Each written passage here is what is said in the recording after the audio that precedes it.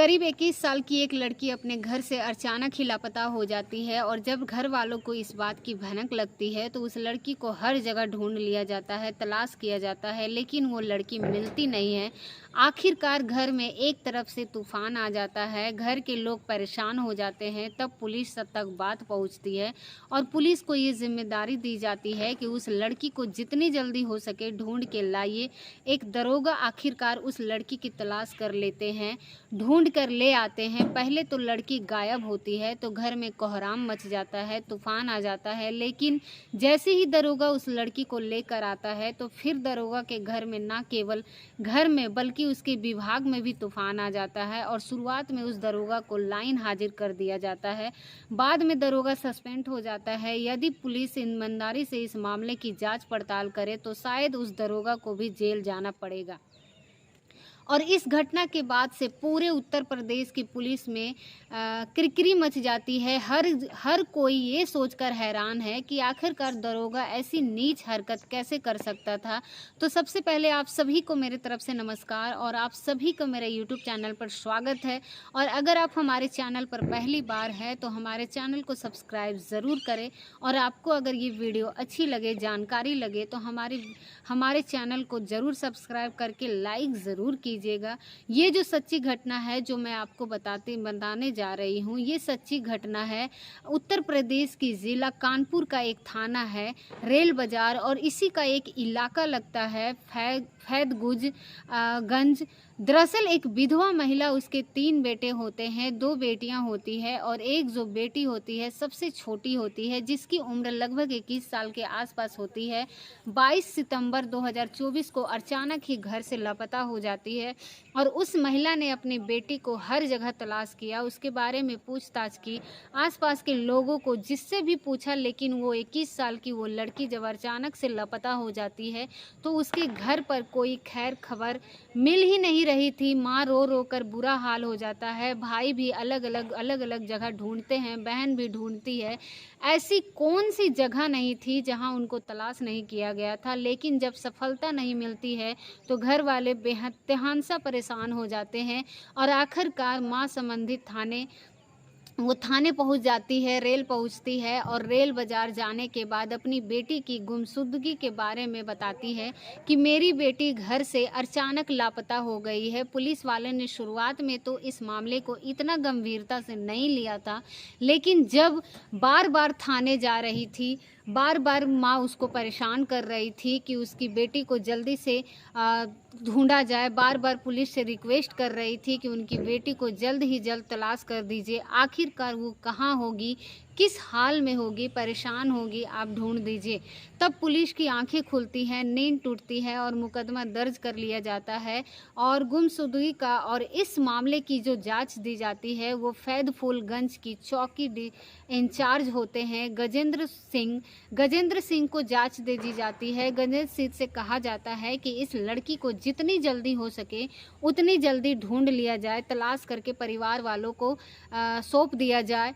आखिरकार परिवार वाले बहुत ज़्यादा परेशान जो थे, आखिरकार गजेंद्र सिंह ने इस लड़की के पास जो मोबाइल नंबर था जिससे ये लड़की संपर्क थी, उन सब के नंबरों को सर्विस लाइन पर लगाया जाता है और सर्विस लाइन पर लगाने के बाद पुलिस हर वक्त सक्रिय हो जाती है और देखने के लिए कि आखिरकार कहीं इसकी कोई लोकेशन मिल जाए, कहीं इसकी कोई ऐसा तार जुड़ जाए जिससे उस लड़की को पहुंचा जा सके। आखिरकार पुलिस को एक दिन सफलता मिल जाती है और पता चलता है कि महाराष्ट्र प्रदेश की राजधानी मुंबई का एक इलाका है, मुंबई की उस इलाके में इस लड़की की लोकेशन मांडवी इलाके में देखी गई है। कि आखिरकार पुलिस ने एक टीम बनाती है और टीम की अगुवाई कर रहे थे चौकी इंचार्ज गजेंद्र सिंह और गजेंद्र सिंह के साथ 1-2 महिला कांस्टेबल भी होती है, पुरुष भी होते हैं और इसी तरह से एक टीम तैयार की जाती है। साथ ही जो लड़की थी उसका भाई होता है, उसका भी साथ ले लिया जाता है और साथ ही वो सीधा मुंबई पहुंचते हैं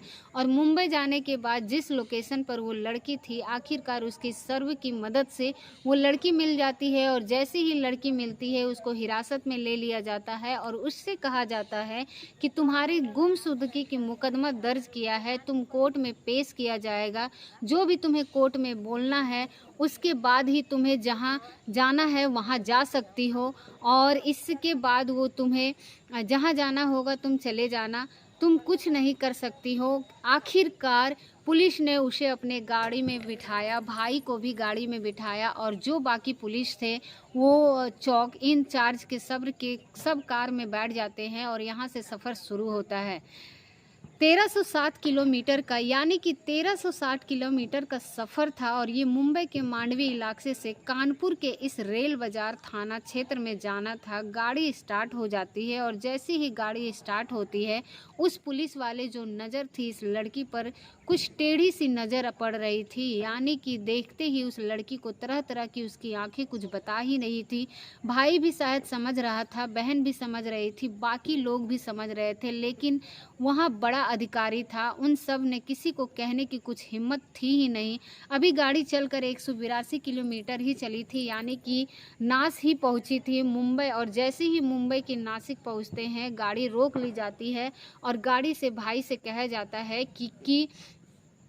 कि तुम्हें उतरना होगा और हमें एक और लड़की को बरामद करना है। लड़की हमें झांसी में मिलेगी। अब एक काम करो, यहाँ से सीधा घर पहुँचो और फिर जाकर मुलाकात करते हैं, बातचीत करते हैं, कोई दिक्कत परेशानी आए तो बताना। लड़का बार बार कह रहा था कि साहब समझने की कोशिश करो, बहन है मेरी। लेकिन पुलिस वालों ने उसे डराया धमकाया, कहा कि जैसा कह रहे हैं वैसा करो, क्योंकि हमें और भी काम है। वो लड़का कुछ नहीं कर पाता है, और वो एक रेल का टिकट लेता है, और टिकट लेने के बाद सीधा कानपुर की तरफ वो सफ़र करने लगता है। और वो लड़की साथ ही दरोगा उसके साथ जो था, पुलिस की टीम के सदस्य होते हैं, वो सब बैठे हुए थे इम्तिहान से। तभी उन दरोगा के मन में अचानक से गंदे ख्याल आने शुरू हो जाते हैं, और उस लड़की के तन को अलग अलग हिस्से को छूना शुरू कर देता है और उससे अश्लील बातें करने लगता है। वो लड़की विरोध करती है तो उसको फिर बुरी तरह से डराया जाता है, धमकाया जाता है, और उससे यह इतने दिन कहाँ से गायब हो रही थी उसके बारे में क्या कुछ नहीं कहा गया। वो लड़की शांत हो जाती है। तभी आगे से जो एक महिला सिपाही बैठी हुई थी, उन्होंने कहा कि सर आप ऐसी बातें क्यों कर रहे हैं, आपको ये बातें करना शोभा नहीं देता है। आप और हम लोगों को सबको एक जिम्मेदारी दी गई है, हम अपनी ड्यूटी करने के लिए यहाँ पर आए हैं। आप इस लड़की के साथ इतनी गंदी, इतनी भद्दी हरकतें क्यों कर रहे हो। जैसे ही महिला सिपाही ने ये बातें कही, दूसरी सिपाही के अंदर भी हिम्मत आ जाती है। वो भी दरोगा से कहता है कि साहब आपको ये सब नाच करना अच्छा नहीं लगता है, आप ऐसा मत करो। दरोगा जी महिला सिपाही को भी डांट दिया, और दूसरा कांस्टेबल होता है उसको भी डांट दिया जाता है।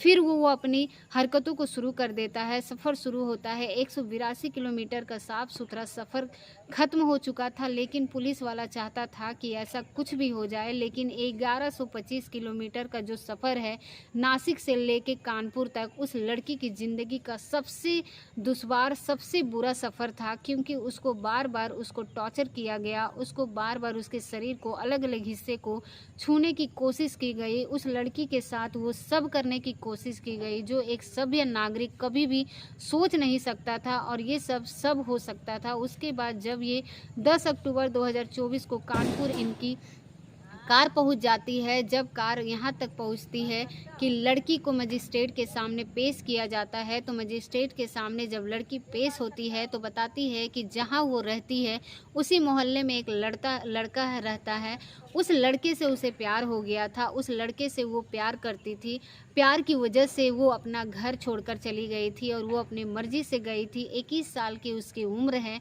उन्होंने कोर्ट मैरिज कर लिए थे। मैं उस लड़की के साथ ही रहना चाहती थी, मैं अपनी माँ या भाइयों के साथ रहना नहीं चाहती थी।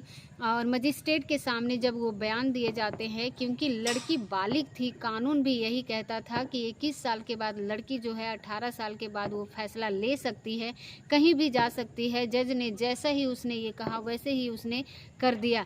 इसके बाद उस लड़की को अपने भाई से रास्ते, यानी कि लगभग 1125 किलोमीटर के सफ़र में उसने जो परेशानियां झेली थी, जब दरोगा ने उसके साथ अश्लीलता की बदतमीजी की थी, उसको छूने की कोशिश की थी, बैड टच जो किया था, उसके सब के बारे में बताया। भाई को भी बहुत ज़्यादा गुस्सा आया।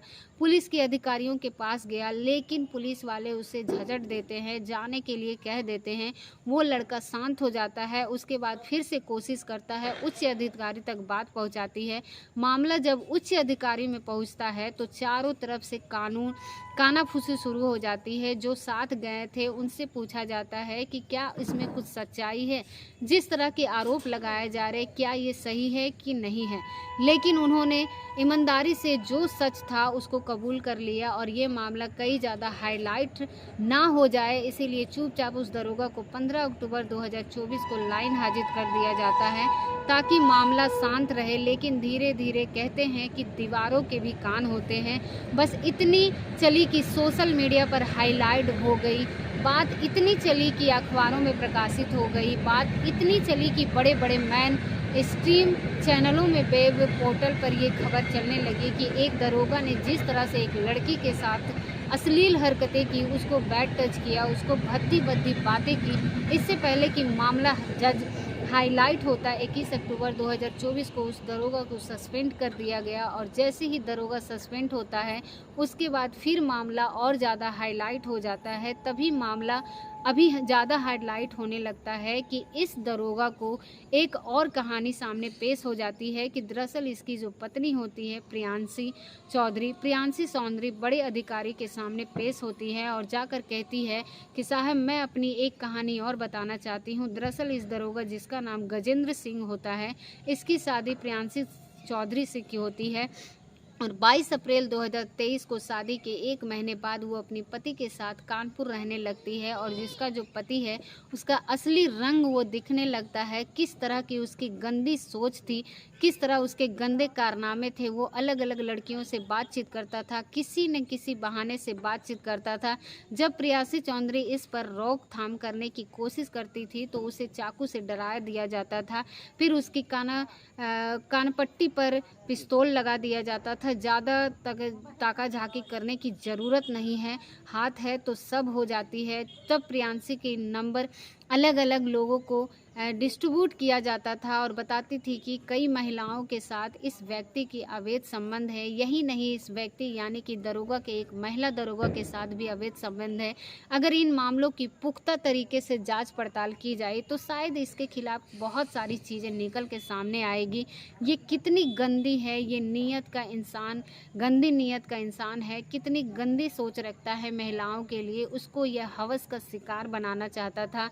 जब इस सभी बातें प्रियांशी चौधरी ने आरोप लगाए थे, मीडिया ने इस मामले को हाईलाइट कर दिया और पहले लाइन हाजिर होता है, फिर वो सस्पेंड हो जाता है दरोगा। उसके बाद अब कार्रवाई यानी कि शिकायती पत्र उसके खिलाफ दे दिया जाता है और एफआईआर दर्ज हुई तो हो सकता है कि जेल भी जाना पड़े, क्योंकि इस घटना के बाद उत्तर प्रदेश पुलिस में उस दरोगा की वजह से पुलिस की जो छवि थी, जो छुमन थी, हुई ना हुई, केवल पुलिस पर सवाल उठ रहे हैं, बल्कि योगी जो जी हैं कई तरह के सवाल खड़े हो गए हैं। जहां महिलाओं को बचाने की बात की जाती है, जहां महिलाओं पर छेड़छाड़ को लेकर कई लोगों की टांग में गोलियां मार दी जाती है, कई लोगों का एनकाउंटर कर दिया जाता है छेड़छाड़ करने वाले, ऐसे मामले में इस दरोगा के प्रति इतना शिथिल रवैया, इतना पोलाइट रवैया क्यों अपनाया गया? यही इस तरह के सवाल सोशल मीडिया पर लगातार तैर रहे हैं। पुलिस क्या वाकई अपना ईमानदारी से काम करेगी या नहीं करेगी तो जांच के बाद ही स्पष्ट हो सकेगा।